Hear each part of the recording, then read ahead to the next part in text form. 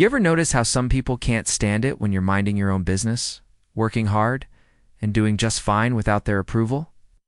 That was Marcus's life in a nutshell. He wasn't flashy, didn't throw parties, didn't go around bragging. He just took pride in his land. 30 acres of rolling pasture, a wide-open sky, and a modest ranch house he built up with his own hands. For him, the ranch was peace. For the homeowners association that governed the surrounding neighborhood, it was a reminder of something they couldn't control.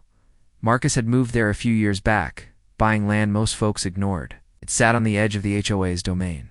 Technically inside their jurisdiction, but far enough away that he didn't think they'd care much. He was wrong.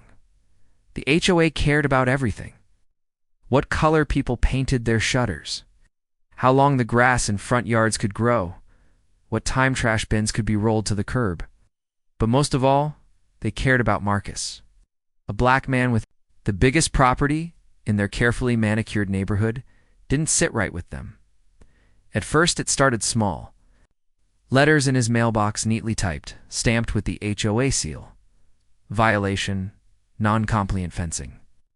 Violation, unapproved livestock. Violation, driveway surface. Marcus read them, shook his head, and ignored most of them. His fencing was strong. His cattle were registered. His gravel driveway was sturdy enough to carry farm trucks. These weren't real violations. They were harassment disguised in official language. When the letters didn't work, they switched tactics. Marcus started noticing cars creeping by late at night, lights dimmed. Not regular cars, but HOA patrols. Hey. They weren't police, though. They liked to act like it. They had a little security force they called community enforcement. Officers.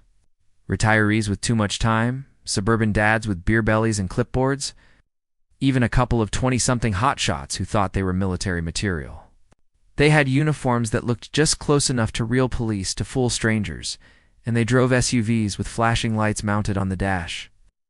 Around the neighborhood, people jokingly called them the HOA cops, but to Marcus, they were. Nothing to laugh about? The first time they ran over his mailbox, Marcus thought it was an accident. It was a Tuesday evening, and he'd just come back from feeding the cattle. He found the post snapped clean in half, the box flattened in the dirt. Tire tracks curved across the ditch. Probably some kid speeding, he thought. He replaced it. That weekend, the second time, a week later, he stood at the road, staring at the same splintered mess, and knew better. He replaced it again, this time with thicker wood. He dug deeper into the ground, poured some quickset cement, and thought maybe that would discourage whoever kept targeting him. But sure enough, 2 nights later, another loud crack echoed outside his window. By morning, the mailbox was gone again, run over and dragged several feet down the ditch. Neighbors started whispering. Some smirked when he passed. One. Even muttered, "Should have kept to your side of town," when Marcus stopped at the feed store. That was when he realized it wasn't random. It wasn't some teenager joyriding. It was targeted. And there was only one group bold enough to keep doing it with no fear of consequence. The HOA cops. Marcus tested his theory. He sat out one night on the porch, coffee in hand, watching the road. Around midnight he saw the glint of headlights. A black SUV rolled by slow, then accelerated. Right as it neared the end of his drive, it swerved, the driver laughing loud enough that Marcus heard it. The mailbox toppled like a toy. The SUV sped off, tires spitting gravel. Teeth, heart thudding. They weren't even hiding it anymore. Replacing the mailbox became a routine. Week after week, he'd put up a new one. At first wood, then bricks. He even tried building a small stone pillar, thinking they'd get tired of damaging their cars. But every time without fail, the HOA cops returned. Their laughter echoed through the night like a cruel game. Marcus wasn't a man who lost his temper easy. Years of ranching taught him patience, the kind of patience it takes to mend fences in the rain or wait out a sick cow. But this was different. It wasn't about a mailbox anymore. It was about respect. It was about being treated like a neighbor, like a man who belonged. And every time he picked up the splinters of another destroyed box, every time he saw the smirks at the store, he felt the weight of their message. You don't belong here. One morning, After finding the fifth mailbox smashed into the ditch, Marcus stood with his arms folded, staring at the wreckage. Sunlight crept over the fields, glinting off the twisted metal of the mailbox door. His coffee steamed in his hand, but he didn't sip it, just stood there, silent, as the HOA SUV rolled by slowly, the driver waving mockingly like they'd won some prize. Marcus raised his cup, gave a small nod, and watched them disappear down the road. He didn't shout. He didn't curse. He didn't even file a complaint, because Marcus knew something they didn't. Patience isn't weakness. Patience is a weapon, when you use it right. And he was done playing their game by their rules. That night, he sat at his kitchen table, a yellow notepad in front of him. He started sketching. Measurements, angles, reinforcement notes. He thought about the ground at the end of his driveway, how deep he could dig, what materials he'd need. He pictured the laughter on those men's faces, the sound of their tires grinding gravel, the crunch of wood snapping. Then he pictured silence, shock, the crash of metal meeting something unmovable. And for the first time in months, Marcus smiled. Because the HOA cops thought he was stubborn. They thought he'd keep replacing, keep taking it, keep shrugging it off.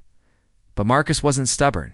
He was strategic, if they wanted a game, and he was ready to play one they'd never see coming. The morning sun rose over Marcus's ranch, casting long golden beams across the pasture, but he barely noticed the beauty.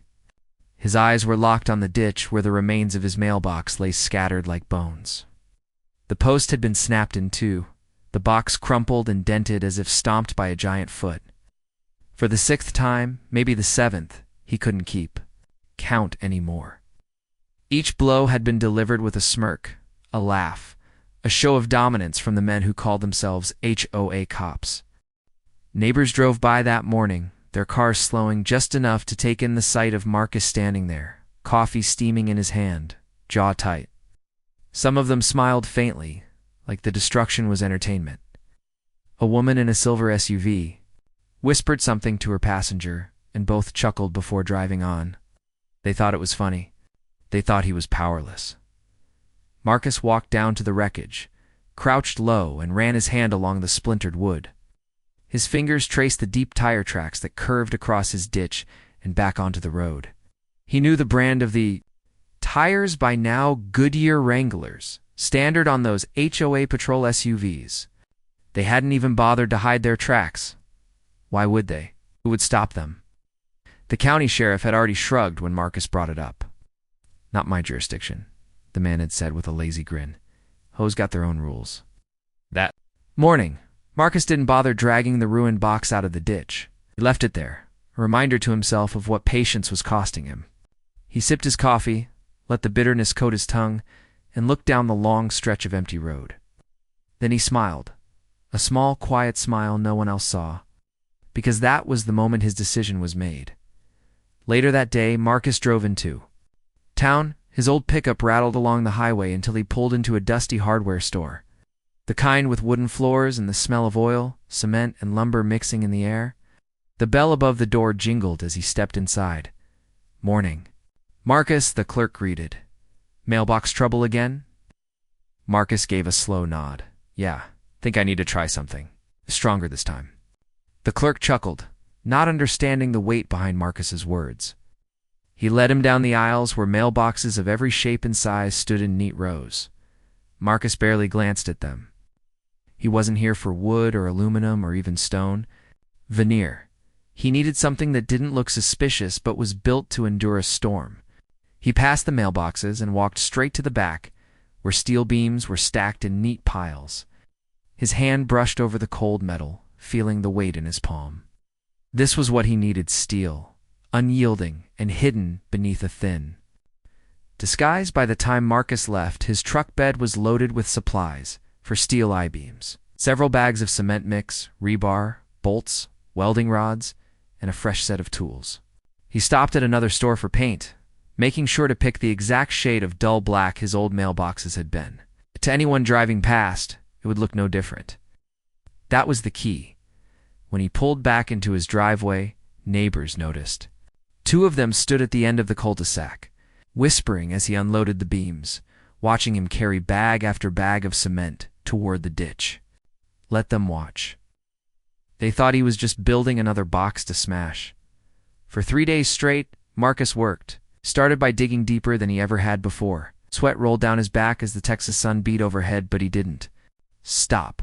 The hole stretched down nearly 4 feet, wide enough to hold the cement base he planned. By nightfall, his arms burned, but the sight of that deep pit gave him strength. He poured the first layer of cement, embedding the steel beams into the mixture like roots of a tree. The next morning, returned with rebar and bolts, welding the frame together so tight it became one solid unit.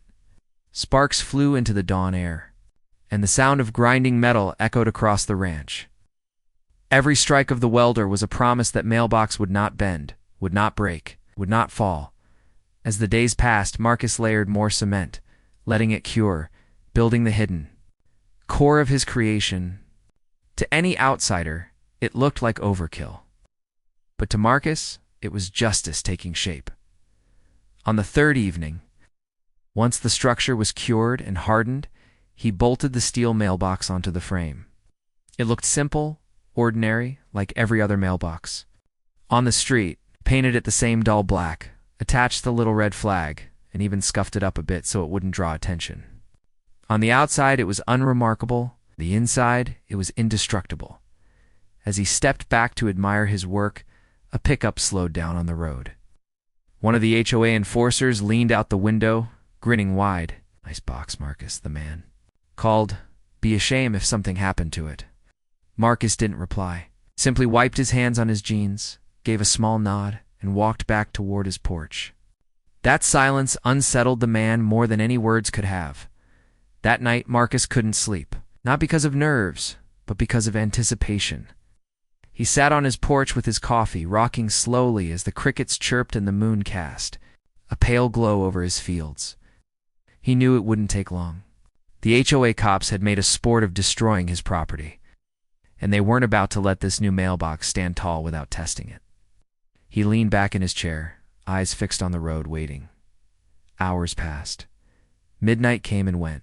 But just when Marcus began to think they might delay, he heard the low growl of an engine approaching fast. He set his coffee cup down, heart steady, and leaned forward. Headlights pierced the night, growing brighter until a black SUV roared into view. The vehicle slowed as it neared his driveway, then swerved slightly. He could see the driver laughing, the passenger pointing. SUV accelerated, aiming straight for the box. Kaz's lips curved into a thin smile. The moment was coming. They thought it would be like every other time, wood splintering, bricks shattering, the joy of destruction. But this time, Marcus had built something different. Something they'd never see coming until it was too late. And as the SUV drew closer, Marcus whispered to himself, "Go on. Take your best shot." Now the night was still, the kind of silence you could almost hear. Marcus sat on his porch, coffee cooling in his hand, rocking slowly as the black SUV barreled down the road. He didn't move, didn't flinch. He'd been waiting for this moment. His trap was set, hidden in plain sight. And now the men who tormented him for months were about to meet it head-on. The SUV swerved hard, tires spitting gravel, and the laughter of the men inside cut through the air like a taunt. This was just another game. Another night of humiliating the man who dared to live on land they wished he didn't own. The front end of the vehicle lined up perfectly with the mailbox. The driver revved the engine, giving it more speed, as if to say, "Let's smash this one good." And then it happened. Instead of splintering wood and the satisfying crunch of destruction, the SUV slammed into Marcus's steel-reinforced mailbox. With a sound like an explosion, the entire road shook with the impact. The SUV's front end folded in on itself, metal groaning, the hood crumpling like paper. The windshield spider webbed in an instant. Airbags deployed with a muffled boom, filling the cabin with choking white dust. Marcus didn't move. He sat there calmly watching the chaos play out.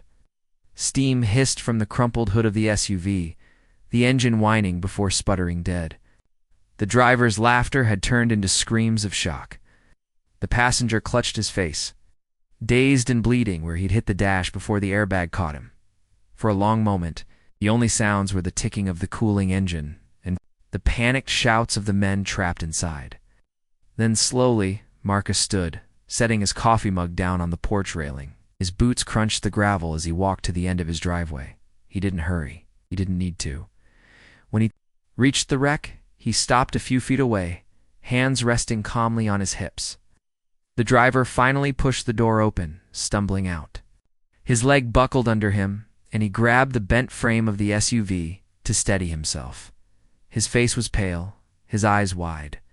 He looked at Marcus, and for the first time in months, there was no smirk, no laugh, only fear. "What the hell, the?" Driver started, voice trembling. What did you put in that mailbox?" Marcus raised an eyebrow. "A mailbox," he said simply. "A solid one.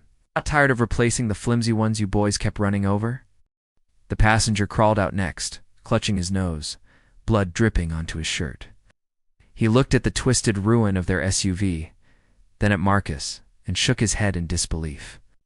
He started, then coughed on the dust filling his lungs. "You're crazy." Marcus gave a small shrug. "Crazy? No. Patient. Y'all thought this was a game. But games have consequences." The driver staggered forward, anger flaring as his fear faded. "We'll tell the HO we're done. You'll be fined, sued, hell, maybe even arrested for this." Marcus's calm expression didn't change. For what? Putting up a legal mailbox? One that just happens to be stronger than your bumper? The driver's mouth opened, then closed again. He didn't have an answer. He knew Marcus was right. Deep down, he also knew no court, no sheriff, no HOA board could punish Marcus for protecting his own property. The truth was simple. They'd brought this on themselves. Neighbors started to emerge from their homes. Porch lights flicked on up and down the street, and curious faces appeared in doorways and windows. Whispers carried through the night as they saw the wreckage. The HOA patrol car mangled at the end of Marcus's driveway. Phones lit up as people recorded the scene, snapping pictures. Live streaming. The humiliation of the HOA cops was now public. The men who'd strutted through the neighborhood like kings had been reduced to fools. Their power shattered by a single mailbox that refused to break. The sheriff eventually arrived, lights flashing, siren whooping through the quiet night. He stepped out of his cruiser, hat pulled low, eyes scanning the wreck. He walked slowly over to Marcus, giving the ruined SUV a long look before turning to the homeowner. "What happened here?" the sheriff asked, though his tone suggested. He already knew. Marcus took a sip from the coffee mug he'd carried down from the porch. "Reckless driving," he said evenly. "Hit my mailbox. Guess they didn't expect it to hold up." The sheriff's eyes flicked to the bleeding driver and passenger. "These HOA boys give you trouble before." Marcus didn't answer directly. He just stared at the sheriff, letting the silence speak louder than words. The sheriff gave a slow nod, as if pieces of a puzzle had just clicked into place. The HOA men sputtered protests, demanding Marcus be fined, claiming the mailbox was a death trap. But their voices carried no weight now, not with half the neighborhood filming, not with the sheriff refusing to play along, and not with the wreck sitting there as evidence of their own stupidity. By the time the tow truck hauled the broken SUV away, the message was clear. Marcus's property was no longer a playground. His mailbox stood tall, untouched, unmoved, a silent monument to resilience. In the days that followed, the HOA cops disappeared. Their patrols stopped overnight. The letters in Marcus's mailbox ceased. Neighbors who once smirked now avoided. His eyes, their laughter replaced by nervous silence. They didn't say it out loud, but the unspoken truth hung heavy in the air. Marcus had won.